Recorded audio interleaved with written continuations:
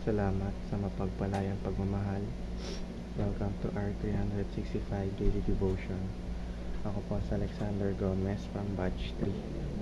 At ang topic po na tatalakayin natin ngayon ay God with us.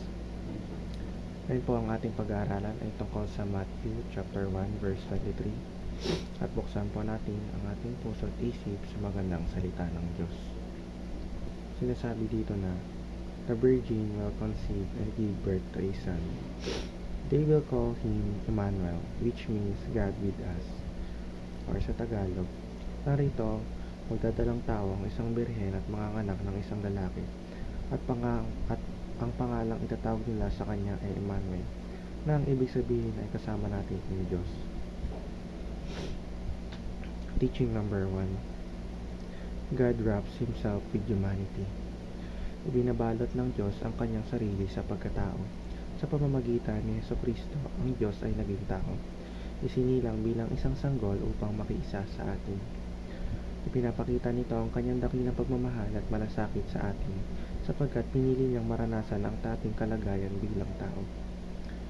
Teaching number 2. God reconciles with us. Sa pamamagitan ni Kristo, binuksan ng Diyos ang daan upang maibalik ang nasirang relasyon natin sa Kanya dahil sa kasalanan. Sa pagkamatay ni Jesus sa krus, naging posible ang kapatawaran ng ating mga kasalanan at muling pagkakasundo sa Diyos. Teaching number 3. God is present with us. Ang Diyos ay suma sa atin at ang presensya nito ay hindi na lamang sa malalayong lugar. Siya ay kasama natin sa ating pang-araw-araw na buhay sa pamamagitan ng banal na Espiritu. Ang Emmanuel ay paalala na ang Diyos ay palaging naririyan para sa atin anuman ang mangyari.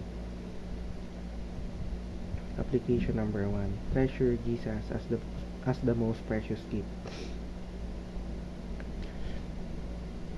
Ituring natin si Lord bilang pinakamahalagang regalo. Dapat nating pahalagan Jesus lang higit sa anumang bagay sa ating buhay. Siya ang ating kaligtasan at pag-asa. Kaya dapat natin siyang sambahin at pasalamatan sa lahat ng oras. Application number 2. Put your faith in Christ's work of reconciliation.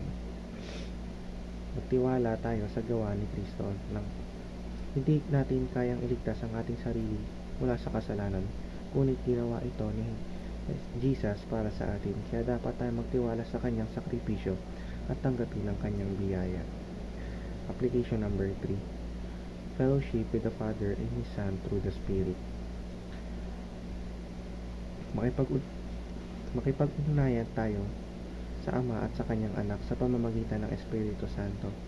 Ang ating relasyon sa Diyos ay maaaring lumalim sa pamamagitan ng panalangin at pagbabasa ng salita ng Diyos at pagsamba. Yun lamang po ang aking devotions. Maraming salamat.